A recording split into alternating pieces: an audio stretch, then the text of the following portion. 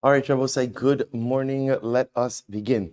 Beautiful, beautiful daf ahead of us today. Begin by thanking our sponsors, our Talmud Torah sponsors, for the month of Av, Paul and Kathy Pollack, in honor of all of their grandchildren. Daf Yomi shared in honor of in the Zchus of Refuah Shlema for Yehuda ben Michal.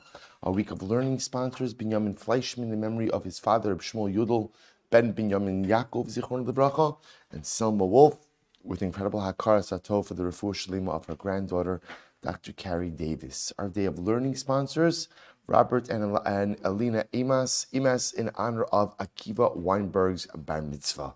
Beautiful. Mazel tov to everyone. Again, all the Neshama Shav and Aliyah, the families in Nechama, and all those who require a refuah should have one together with Kol Cholei Yisrael. But with that, let us begin. A really beautiful daf ahead of us today. Today's daf is Mem Ches 48. And we are picking up Emir Hashem on Mem Zayin Amud Beis 47b. And we are picking up 5 lines up from the bottom. Omer Rava, Hai Tana Savar. The Tana of our conversation holds Mizonos Da'araisa, that the obligation to go ahead and a husband to provide his wife with Mizonos is a biblical obligation, is a Din Da'araisa. How do we know this? So we'll say the Torah says as follows. This time we learned in a Brisa. So remember, the Torah, when speaking about, it's actually interesting the context. The Torah is describing if a man marries a wife and then he marries a second wife, he is not permitted to diminish his obligations towards his second wife. So the way the Torah phrases this is, if he marries a second wife, she'ira ksusa va'onasa lo yigra. He may not diminish her she'er, her ksus, and her ona. So the shaila is, what do these particular things mean? So the Gemara says as follows. The Gemara says, the Sadya she'era, elu mizonos. She'er refers to mizonos, refers to the husband's obligation to materially support his wife. Bechinu omer, va'achlu avasher, achlu she'er ami. The pasuk says over here in Micha, they have consumed the food of my nation. Ksusa, what is ksus? Kimashma'o. Both say ksus refers to clothing. So she'er, a husband is obligated to provide his wife with food. Ksus, a husband is obligated to provide his wife with clothing. Onasa, zu'ona ha'amura b'Torah. Onasa, what does that refer to? That refers to ona. That refers specifically to intimacy. And again, he says, zu'ona ha'amura b'Torah. V'chinu omer, imtana es benosai. This is actually interesting. This is the pasuk, ultimately, again, the conversation between Lavan and Yaakov. So Lavan trying to play the role of the pious father, tells Yaakov, don't take any more wives and afflict my wife. So the affliction that he was referring to is, if you marry more women, you won't be able to pay intimate attention to my daughters. So the idea over here is that ona refers to physical intimacy. So I will say, this is the first Tana that we're going to quote. 3 obligations that a husband has to his wife: she'er, ksus, and ona. She'er being clothing, she'er being food, ksus being clothing, ona referring to physical intimacy. And I will say, the frequency of that intimacy, again, the Gemara will discuss. Rabbi Elazar Omer, she'era zu ona. So I will say, Rabbi Elazar says, she'er doesn't refer to mizonos, rather she'er refers to intimacy. Bechinu omer, ish al kol she'er b'saro lo sikravu legalos erva. So this is actually very interesting. See, quotes over here the pasuk by erva, ish al kol she'er b'saro. So I will say, this is the pasuk telling you about forbidden relations. But the lashon it uses is she'er b'saro. So you see that she'er is a lashon of, well, she'er literally means like flesh, like body, but it means over here intimacy. So she'er means intimacy. So the Gemara says, ksusa kimashmo, ksus means clothing, onasa elam mizonos. Ona means mizonos. V'chinu omer, vaya'ancha, vayarivecha. Rabbi say, last week's parsha, we just had this. Vayancha, vayarivecha, ve'achilcha es haman. So I will say, so again, you see the lashon over here of ona, vayancha, even though again, the lashon of vayancha means he afflicted you, but ultimately again, that lashon of ona is used in the context of food, and therefore Rabbi Elazar says, refers to mizonos. So I also want to point out, Rabbi Elazar is not arguing on the first Tana, in other words, in terms of the 3 core obligations. The obligations are the obligations. food, clothing, and intimacy. What Rabbi Elazar is arguing on is ultimately where those are learned out from. Top of Memches, Rabbi Eliezer ben Yaakov Omer, quite interesting, Sheira Ksusa. So Rabbi will say, again, just to point out, what's the pasuk? The pasuk we're referencing over here is Imacheres yikach lo, Sheira Ksusa va'onasa lo yigra. So the idea over here, the Torah is outlining that the obligations that a husband has towards his wife, share, ksus, and ona. This is an incredible limud here. Rabbi Eliezer ben Yaakov says as follows. He says, she'ira kisusa. In fact, you have to read these a little bit as a juxtaposition. So what does it mean? He says, she'ira kisusa. Read it as, meaning what? Lefum she'ira tain kisusa. In accordance with her flesh, or we're really going to see what this means is, in accordance with her age, provide her with her clothing. Meaning what? Shelo yitain la lo shel yalda lezakena. Don't give a young woman's clothing to an old woman. Velo shel zakena liyalda. And don't give an old woman's clothing to a young woman. So I will say, if you look at Rashi, Rashi says over here, lefum she'era. Rashi says, zakena kashala masui. So an older woman often has difficulty wearing heavier clothing. Ve'ena yechola lisbol begadim rechavim. She's unable to go ahead and wear, literally wider, heavier clothing. V'yalda tzricha begadim rechavim. On the other hand, the young girl often wears, more elaborate clothing. Lihisnaos bahem, to look beautiful, So it's such a beautiful drasha. So Rabbi Elazar ben Yaakov says, she'era kisusa. Make sure her kesus, her clothing, is in accordance with her she'er, with her age. Furthermore, ksusa va'onasa. So ultimately, again, when it says ksusa onasa, so we'll say, so essentially, remember the pasuk says, she'era ksusa onasa. So really what's happening over here is Rabbi Elazar ben Yaakov says, the entire pasuk is really focusing on clothing. That's really what it's focusing on. So it's saying, she'era ksusa, Kisusa onasa. She'era Kisusa teaches me her clothing should be in accordance with her age. Kisusa onasa, her clothing should be seasonally appropriate. Seasonally appropriate. So what does this mean? So the Gemara says, lefum onasa tain kisusa. In accordance with the season, provide her with her clothing. Shelo yitain chadashim b'yimosa chama, velo shechakim b'yimosa gishamim. Newer clothing is thicker and heavier. Don't give her newer clothing in the summer and worn out clothing, which is lighter during the winter. We'll say, by the way, this Gemara is incredible. This as a father of 4 girls who is constantly replenishing wardrobes. I'm not talking about my wife. I don't talk about my wife, right? Wardrobes every single season, and not really ever having understood why people need seasonal clothing. So Lemaisa again now, Gemara Maseches Kesuvos Daf Mem Ches Amud Aleph. Doing all right. So again, really quite an amazing Gemara over here. Rabbi Elazar ben Yaakov says that halacha lemaisa, really the entire pasuk is referencing clothing. So she'era ksusa nasr. I'll tell you something quite beautiful. On a bit of a hashkafic level, Rabbi Nachman discusses this idea, not commenting on this Gemara per se, but highlighting this concept. The Rebbe says something so beautiful. He says that mitzvos are referred to as clothing.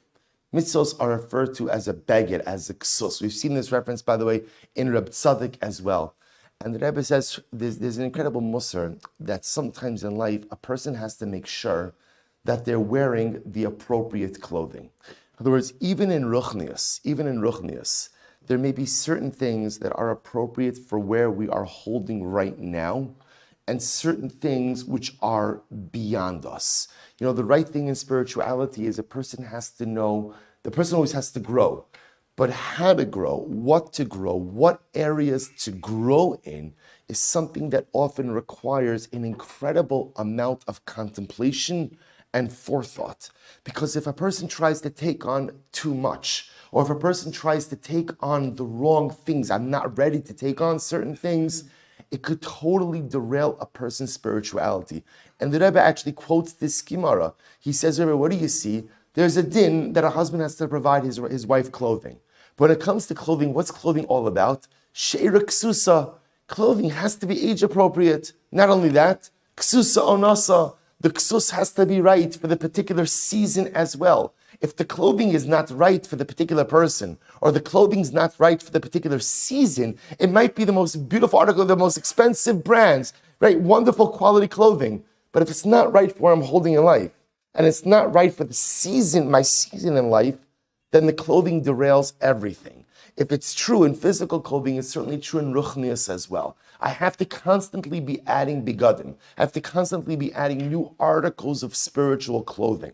But lamaisa, I have to make sure that my trajectory of growth makes sense. And my trajectory of growth, I'm putting on the right garments for who I am, what I am, and where I'm holding in life. Incredible. Let's go weiter. So Tani Rabbi Yosef. Rabbi Yosef, now, by the way, I'll point out here something interesting. Tosas highlights this. He says, Rabbi Elazar ben Yaakov, that's fine, but you've just used the entire pasuk to teach you what? Clothing. What about mazonos? And what about intimacy? So Tosas points out Rabbi Elazar ben Yaakov must certainly learn those out, but he perhaps learns them out from other sources. Okay, so in other words, the beauty of this Gemara is everyone is agreeing on the three core obligations that a husband has towards his wife. I should say, the three core obligations are food, clothing, and intimacy. How you learn them out, that itself seems to be subject to machlokes. Beautiful. Tani Rabbi Yosef. Let's go weiter. She'ira zu kiruv basar. She'ira basar. Rabbi Yosef goes a step further. Rabbi Yosef agrees with the first Tana and holds that she'er, in fact, does refer to physical intimacy. But lamaisa, it refers to the fact that physical intimacy must also occur with actual physical contact. Meaning what? Shelo yinag ba minag parsiim. That ultimately a person should not conduct themselves like the Persians. Because how did the Persians conduct their intimate lives? Shememashmishin mitosin bilavushan. Ultimately, the Persians would engage in physical relations fully clothed. I mean, whatever, exposing whatever they need to expose, but lamaisa, again, fully clothed. So the Gemara says, Dam Rav Huna, ha'omer, if a man says to his wife, ifshi, eli ela ani bibigdi vihi bibigda, if a man says to his wife, I only want to engage in relations, me wearing my clothing, you wearing your clothing, yotzi v'nosin ksuva. Ultimately, such a man is obligated to divorce his wife and pay her out to full ksuva. That is not called intimacy. Part of intimacy, again, part of the husband's intimacy is a sense of physical closeness as well. So I will say, I saw brought down in the Shem Shmuel, Sakachava Rebbe, such a beautiful idea that this applies in our relationship with HaKadosh Baruch Hu as well. Ha'omer a'i efshi ela ani bebigdi v'hu bebigda. I will say, sometimes we come to HaKadosh Baruch Hu, but we're unwilling to remove our bigadim. We're unwilling to remove certain layers. In other words, I do certain things and I engage in certain behaviors that by definition create a barrier between myself and Hashem. It creates a layer that's there. And I'm willing to engage, but I'm unwilling to remove those obstructions. I'm unwilling to remove those barriers. I'm unwilling to remove those things that create the separation between me and HaKadosh Baruch Hu. So the Shem Shmuel says that a person comes along, he says, I want to have a relationship, but I only want to have a relationship if you wear your clothing and I'll wear my clothing. The Gemara says, that's not a relationship. That's not a relationship. You're going to come with the barriers. You're going to come with the things that go out and separate. You're unwilling to remove the things that cause obstruction. You can't forge a meaningful relationship like that. And I will say, if we think about it, the Shem Shmuel is teaching us such a profound idea that here, see, we know each of us, I really think it's each of us, has things that we do that we know create a distance between ourselves and the Ribono Shel Olam. And yet, I have this burning desire for relationship. So I live in a little bit of this contradictory state. I want to be close, but I know that I'm actively engaged in things that push me away. But I convince myself that I could have my cake and eat it too. And to a degree I can. You can always have some level of relationship. I can have a relationship with God, even if I'm doing things that keep me separate. But Lamaisi, if you want spiritual intimacy, if you want spiritual connection, if you want the spiritual devekas, spiritual marriage with HaKadosh Baruch Hu, that requires the removal of the begadim. That requires the removal of the things that I know are keeping me distant. Shem Yishmo Rebbe of Sakachav. Rabbi Yehuda Omer, Afilu Ani Shebi Yisrael. So we'll say now the Gemara comments on the last part of the Mishnah. So we'll say, remember again, going back to the last part of the Mishnah said, Afilu Ani Shebi, Rabbi Yehuda Omer, Afilu Ani Shebi Yisrael, Lo Yipchos Mishnei Chalalin Umekonenos. It's an interesting statement. So the Mishnah said, Rabbi Yehuda said, even if a man is poor, right? Even Ani Shebi Yisrael, poorest of Jews, when he's burying his wife, he must make sure to provide for at least two flutes, and a wailer, someone to wail. I will say, by the way, I'll point out, it's interesting, in America, you don't see this. In other words, people singing at a levaya, or in Eretz Yisrael, you'll often see it. It's clear, interestingly enough, from the Mishnah, that halacha l'maisa, music in some form, right, was actually part of the levaya, right? A chalil is a flute, right? So the levaya requires at least two flutes. A wailer is someone who would go ahead and lead them in crying. Just interesting. In any event, so even an ani has to provide this at his wife's levaya. To which the Gemara says, Michlal the Tanakama Savra Hanilo. So we'll say, it sounds like to me that the Tanakama holds that this is not necessary. So, Heichidami, what's the case? In other words, what's the situation? Ida Archa. So we'll say, if it's the normal course, ultimately, again, to have these things at a levaya, so why would the Tanakama disagree and say that a husband is not obligated to provide this? So my time at the Tanakama da Amar Lo. V'id the lav Archa. And ultimately, again, if this is not common, my time with Rabbi Huda. Why would Rabbi Huda require it? So what's going on over here?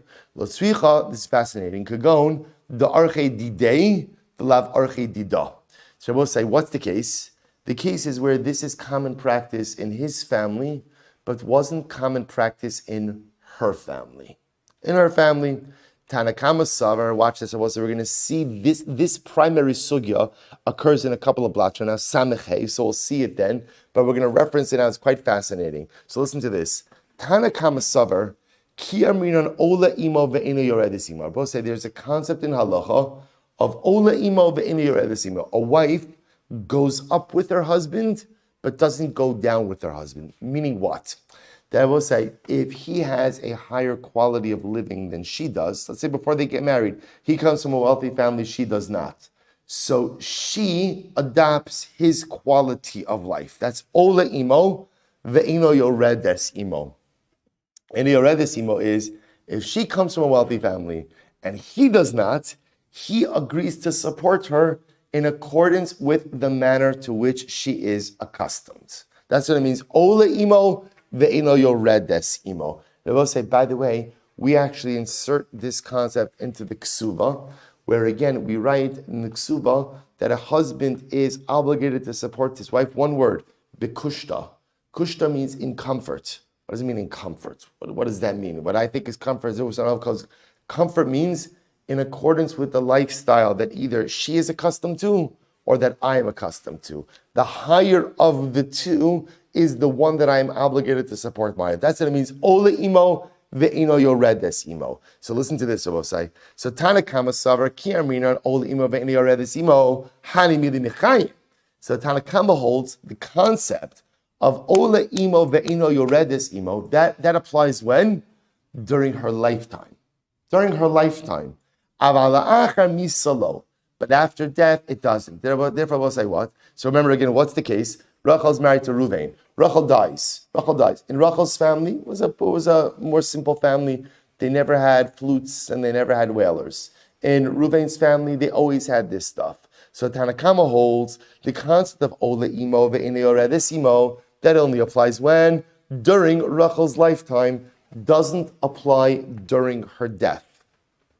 Rabbi Yehuda Savar, Afilu La'achar. Rabbi Yehuda on the other hand holds no, that the concept of Ola Imo ve'Eino Yoredes Imo applies both during life as well as during death.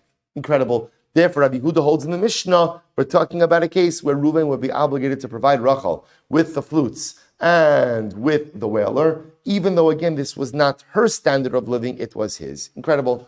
Amar Rav Chisda, Amar Rav Ukva, halacha Rabbi Yehuda. So Rav Chisda is saying, Rav Ukva, the halacha follows Rabbi Yehuda. Rabbi Yehuda. So I'll say, by the way, like I said, we're gonna see this sugya. There's some really fascinating examples of this. If you look at Rashi, Rashi says, Hani mili michayim, kigon hu omer lahanik espina, vi omer shalo lahanik, v'derech benos mishpachta lahanik b'neim. So we'll say, we're going to see one of the interesting cases is as follows. Let's say again, Rachel marries Reuven, and they have a child, Baruch Hashem. And now Rachel wants to hire a wet nurse. And Reuven says, no, I don't want to pay for that. Nurse the baby yourself. And she says, well, the women in your family hire wet nurses. He says, well, the women in your family don't. Right? So what's the halacha? Ola imo ve'eno yoredes imo. So again, we'll see. I'm not going to thrash it, but we'll see this sugya. Rav Chisda, Rav Ukva, halach Rabbi Yehuda. So Rav Chisda says, Rav Ukva, the halacha follows Rabbi Yehuda, namely that the concept of ola imo ve'eno yoredes imo applies even when in death. In death. Vam Rav Chisda, Rav Ukva. Mishnishtate, we'll say a very interesting case here. Mishnishtate, someone's gone insane. So what's the halacha?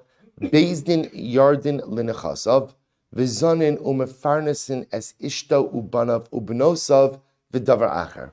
So a very interesting case here. Someone goes insane. What's the halacha? Bezdin goes down to his property. So Bezdin goes down to his assets, and what do? They manage his estate. And what do they do when they manage his estate?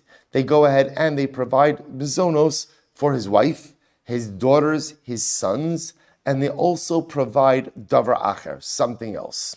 Okay, what that something else is, we'll have to see. Amrali Ravina Ravashi. So Ravina said to Ravashi, Maishna mehad disanyo. Why is it different than the following case? Listen to this case. Misha halach lemedinas hayam. Let's say a man went overseas, and what happens? V'ishto tova'as mizonos, and he forgot, or whatever. Well, I don't know if the word is forgot. He didn't leave any money for his wife. He was busy, right? He didn't leave any money for his wife or for his children. So now his wife shows up to Bezdin, and she's like, I need mizonos. What's the halacha? Bezdin yardel in a chasav, v'zanin umefarnesin es ishto, avalo banav ubenosav, v'lo davar acher. Bezdin will go into his estate and go ahead and provide mizonos for his wife, but not for his children, nor do they provide davar acher. Now, I will say, we're going to see, by the way, it's actually in tomorrow's sugya, we're going to discuss about a father's obligation to support his children. We're going to get into that. Now, we know that a husband absolutely has an obligation to support his wife. We just learned that, right? That's Sher Ksus and Ona. However you want to interpret it, everyone agrees that there's a Chiv Mizonos. So therefore, again, if he left town without making arrangements, Bezdin will go down to his estate and make provisions for his wife from his owners, but not for his kids and not for davar acher. So they will say, so remember again, this is Ravina to Ravashi. Ravina that's Ravashi. I don't understand the difference between the two cases. In other words, Ravina's saying, shouldn't the halacha be the same? Case number one was, a guy went insane. What's the halacha when he goes insane, loses mental capacity? What's the halacha? Bezdin goes down to his estate and what? Provides mizonos for his wife, for his kids, and provides davar acher, something else. We don't know what something else is yet. Case number two, he travels overseas, fails to make arrangements before he leaves. What's the halacha? Bezdin goes down to his estate, provides mizonos for his wife, but not for the kids and not for davar acher. So Ravina says, what's the difference in the two cases? I don't understand why, in the case where he goes overseas, why wouldn't Bezdin do the same thing? Provide mizonos not just for the wife, but for the kids as well, and davar acher. To which Ravashi responds, no. Amrlei, v'lo shayni lecha ben yosei ladas, ben yosei shelo ladas. There's a huge distinction, I will say. In the case of where a person goes insane and loses capacity, he didn't have an opportunity to go ahead and provide, to make arrangements. So what do? Bezdin acts based on what we assume a normal, regular person would do. What does a normal, regular person do? He supports his wife, he supports his kids, and he provides money for davar acher, whatever davar acher is. When a guy goes overseas, I will say, He had an opportunity to make arrangements. But what? But what? He didn't.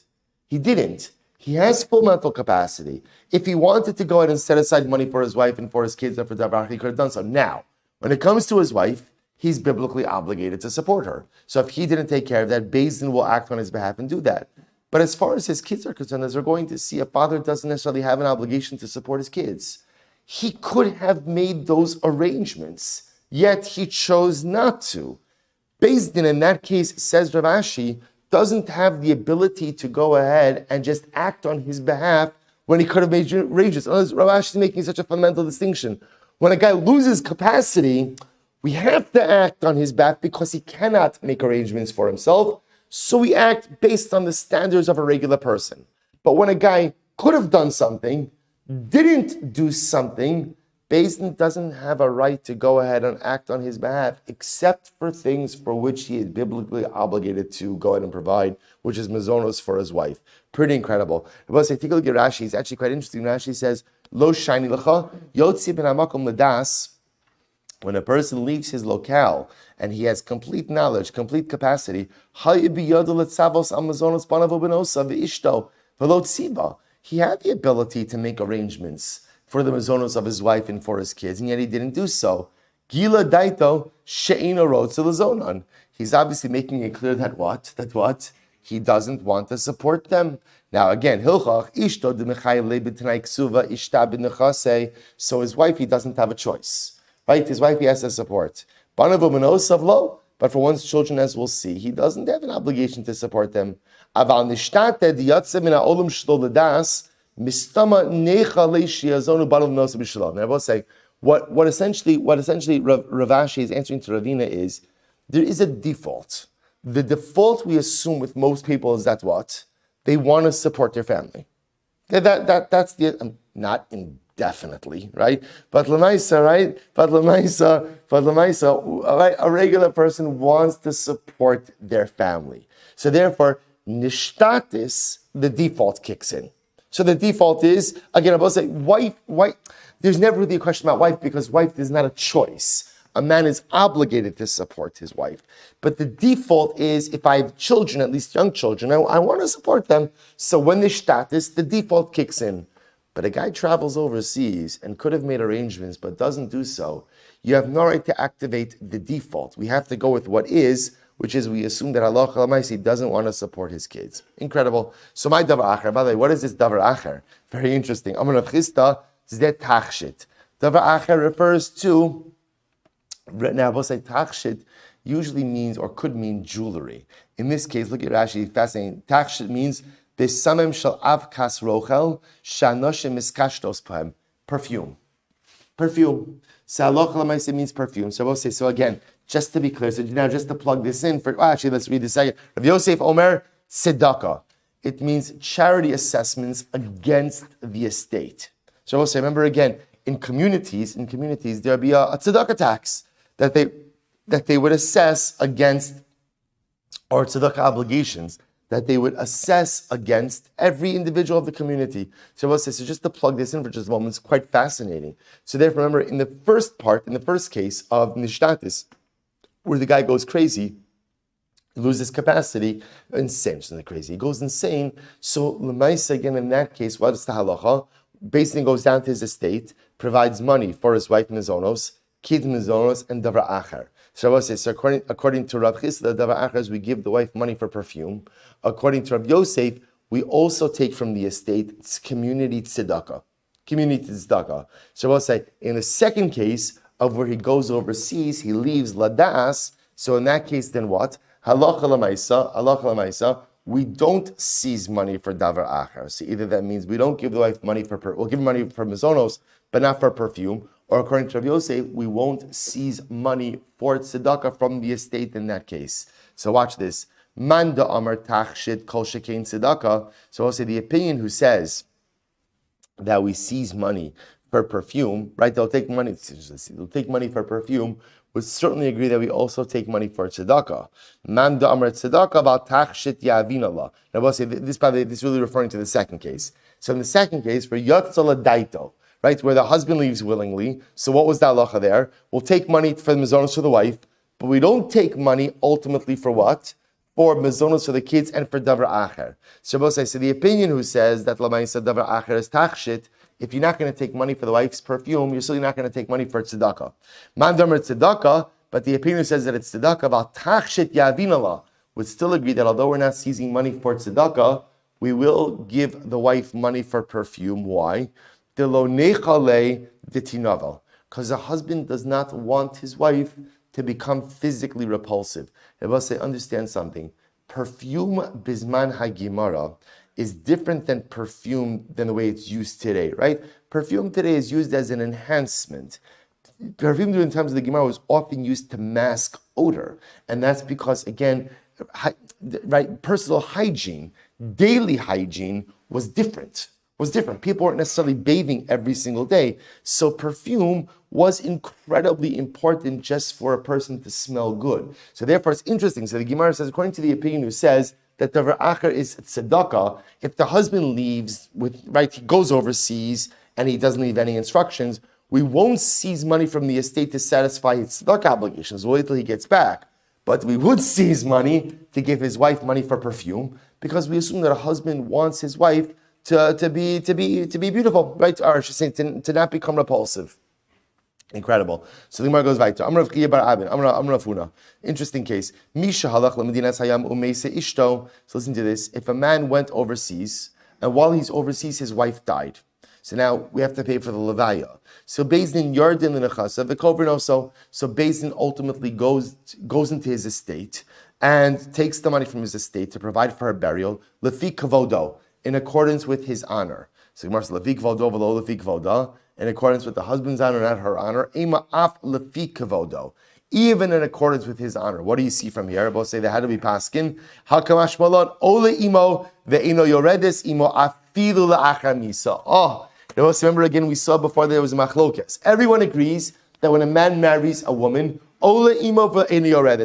she goes up with him in terms of a higher lifestyle, but never goes down. So she is supported in accordance with the higher of the two lifestyles, her own or his own. Wait a machlokes. What about when she dies? So I will say again, it was a machlokes in the Tanna Kama and Rabbi Huda in the Mishnah. Kamashal, and we paskin that even when she dies, we apply the concept of ole imo b'eni oredes imo. So her levaya ultimately again will reflect the elevated standing of her husband, assuming that she married into a wealthier family. Interesting. Amrav Nasna. So I will say, by the way, it's also fascinating. What do you also begin to see? Again, we don't have this today because we do not have this level of organized community. But Abbasi, you see that in an organized community, the power of Beis Din. This is the power of I guess it's not really eminent domain because you're not seizing assets, for the greater good. But you see, it's Hefker, Beis Din, Hefker, right? That Beis Din has power over people's money. That here again, wife died, husband is nowhere to be found. He's overseas on a business. He's nowhere to be found, right? He can't wire any money or do anything. So Beis Din has the right to go take property, sell it off, or do whatever they have to do in order to provide for the burial needs of the wife. Incredible. Amar Rav Nasna, Ha'omer, Imeselo Tikbaru Minichasav, Shomenlo. So we'll say, this is an interesting case. Let's say a man says, if my wife dies, do not bury her from my estate. Don't use my property to bury her. Shomenlo, we listen to him. Maishna Kiyamar, why? The Nafli Nechasi Kameyasmi. Because essentially, I will say what he's saying is that halacha l'maisa, the property is going to become the property of the Yisomim, and therefore, again, the wife's burial should not come from that property. Kilo amar nami nechasi kami yasmi ramu. Even if he says nothing, a man's property is always going to become one day the property of the Yisomim. But how does he have a right to say that his wife shouldn't be buried from that property? Ella, here's the case. We'll say this is fascinating. Haomer im meishu. Lo sikburum in the chasav. Listen to this. Let's say a guy is on his deathbed. And he says, when I die, do not bury me from my estate.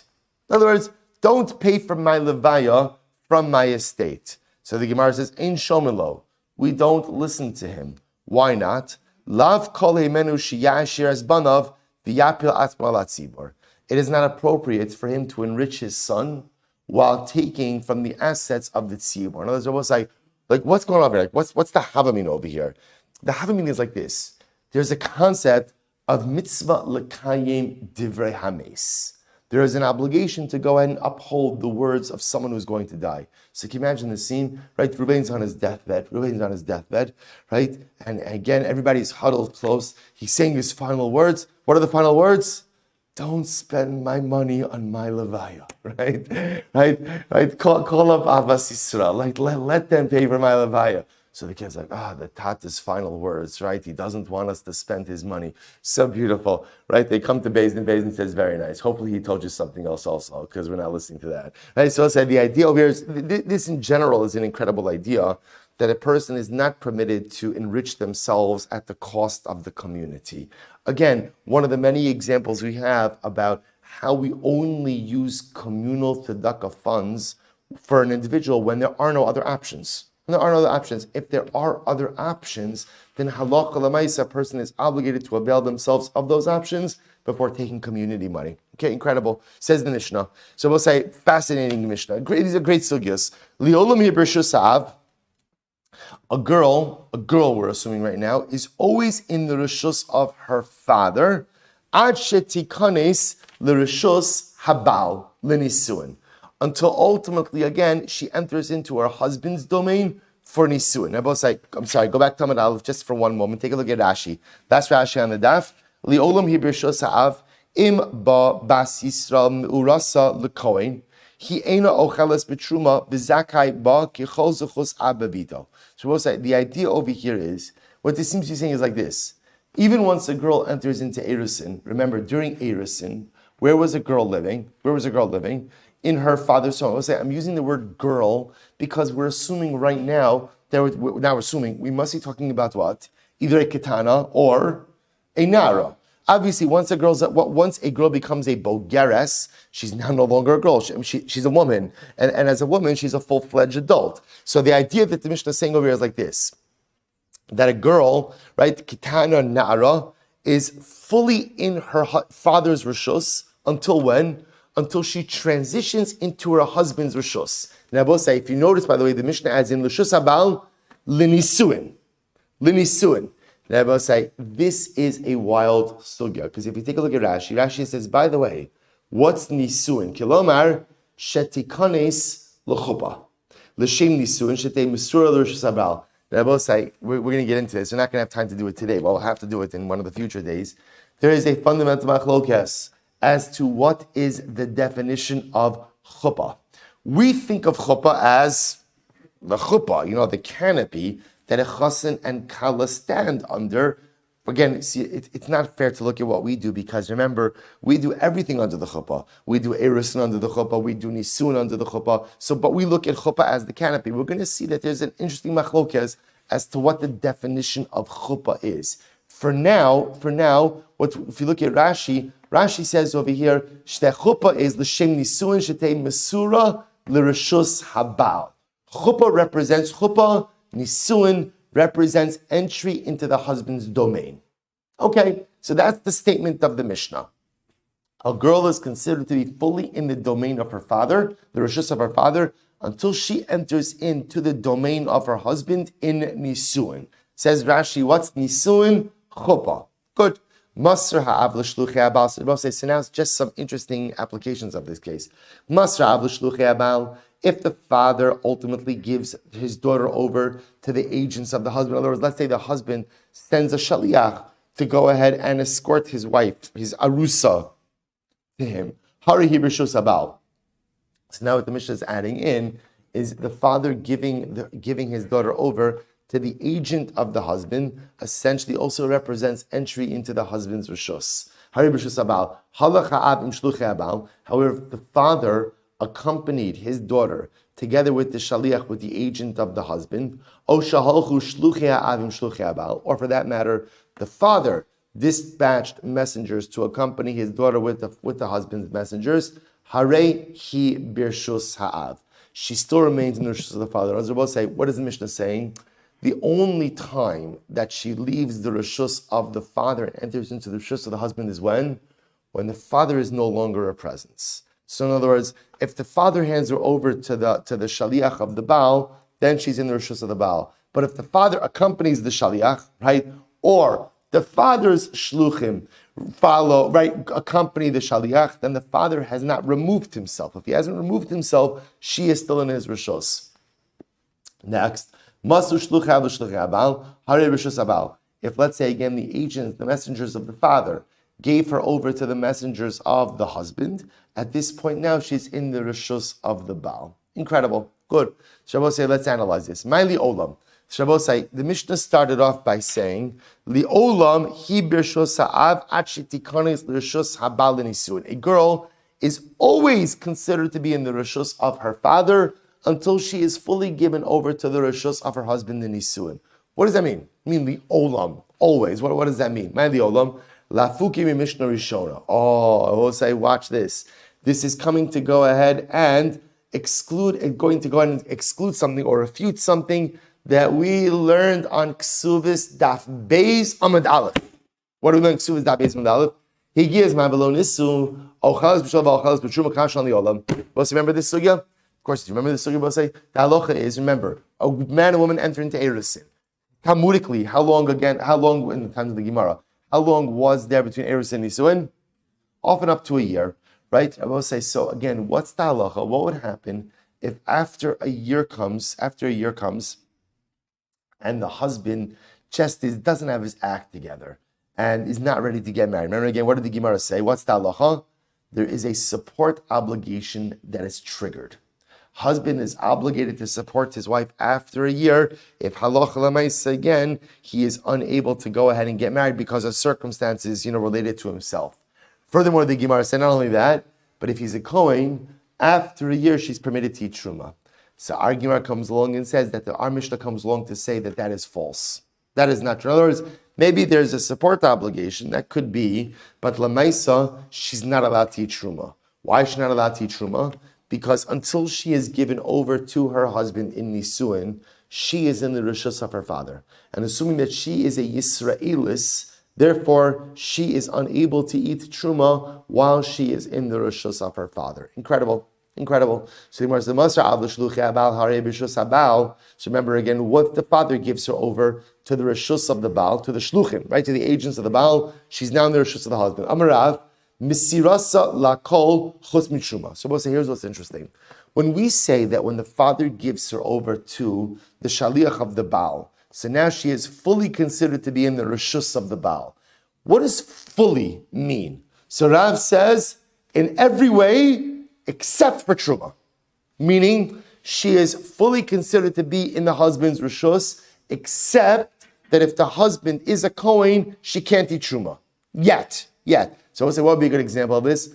Let's say after the father hands her over to the shliach of the Baal, she makes a neder. Who has the power of revocation? Husband. I was about to say, what Rav is saying is, when the Mishnah says that when you give her over, remember again, let me go back, let me clarify. The Mishnah said that when the father hands her over to the shaliach of the Baal, what's the halacha? She's in the rishus of the Baal.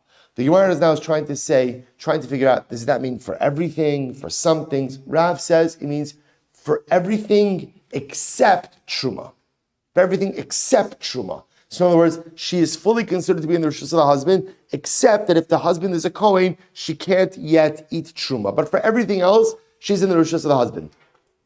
Rashi says, Truma, the time of Dida Mishum Simphon. Now, so we're going to see the reason for this is because later on we're going to discuss the idea out of a concern that perhaps he's going to discover some type of physical flaw in her that's going to cause mekachtos, that's going to void the marriage. So because of that concern, we do not let her eat truma until after nisuin. After nisuin. Ravasi says after truma. Ravasi says no. When the Mishnah says that after the father hands her over to the shaliach of the husband, she is in the rishus of the Baal. That means for everything, even truma.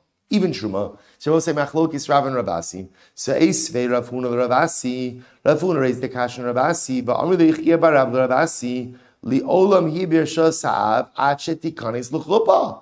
But yeah, we'll say we learned that what? What did the Mishnah say? First line of the Mishnah, she is always in the rishus of the father until she enters into chuppah. So we'll say, it appears from here that what?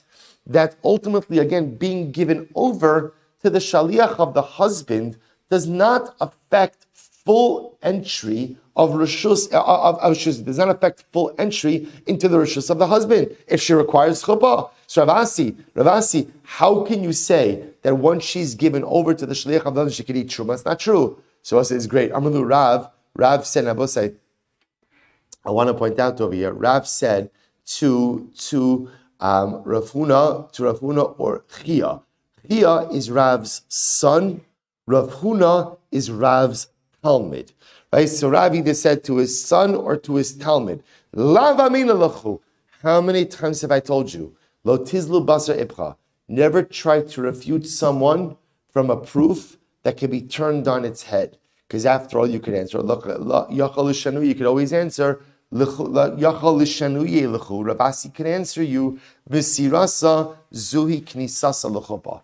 Ravasi could always answer you, and he could say the giving over of the wife, of the girl, to the shaliach of the husband is what?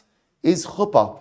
Is like chuppah. And therefore, again, that's why Ravasi holds that she could even go ahead and eat truma. So we'll say, so that's machlokis number one. Machlokis number one, halacha l'maisa again. So we'll say, here's what we have. The Mishnah tells me that when the father hands the girl over to the shaliach of the husband, she is now in the rishus of the husband. What does that mean? So Rav says, for everything except truma consumption. Ravasi says, even for truma consumption. That's machlokis number one. Ushmuel amar liyerushasa. So it's very interesting. Shmuel says that what it means is for Yerusha purposes. For Yerusha purposes. Rabbi say that. What does this mean? Let's say father hands over the daughter to the agents of the husband, and now what? Daughter dies. Daughter dies. Who inherits her? Shmuel says her husband inherits her. I'm also going back to yesterday's daf. That would mean, again, all of her dowry, everything else, would now go to the husband. Once she's handed over once she's given over, to the agent of the husband, ultimately, again, she's in his rishos for Yerusha. Reish Lakish Amar l'ksuvasa, for a ksuva. So the Gemara says, ksuvasa maihi. What does that mean, or ksuva? Does that mean di'i mesa yarisla, that if she dies, he inherits him? Haini de Shmuel. Then Reish Lakish is saying the same thing as Shmuel. Amar Ravina Lomar, ksuvasa me'achar mana. No, this is fascinating. I both say, you know what it means? What it means is like this. Let's say halacha l'maisa. Excuse me. Let's say halacha l'maisa.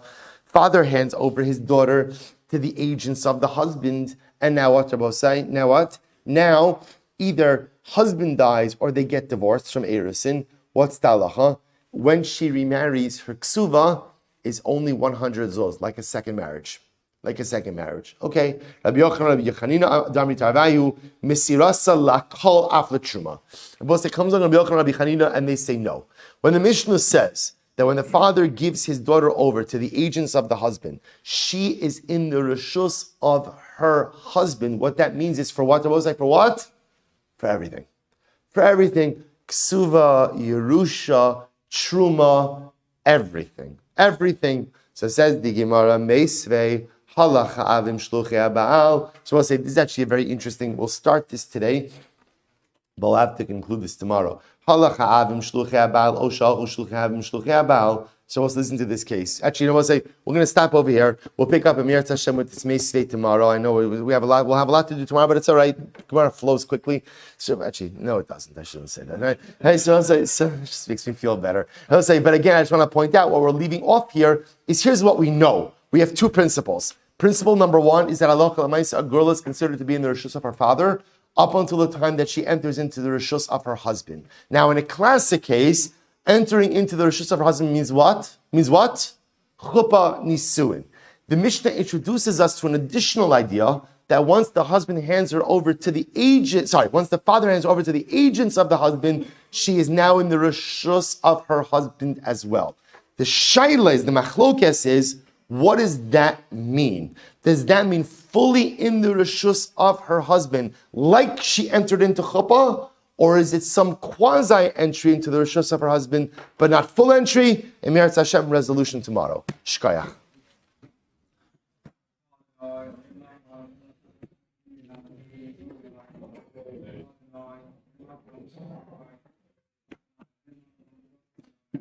All right, Chevron, have a great day, everyone. Have a great day.